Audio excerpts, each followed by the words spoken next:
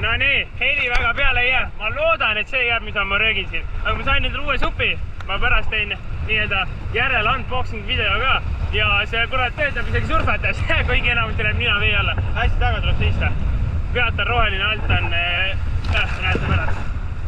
Ja püüdsin alles laine kinni ja vedaski mind kaasa. Ilgelt äge oli. Aga noh, siin on ägedamid tegevusi ka. Opti.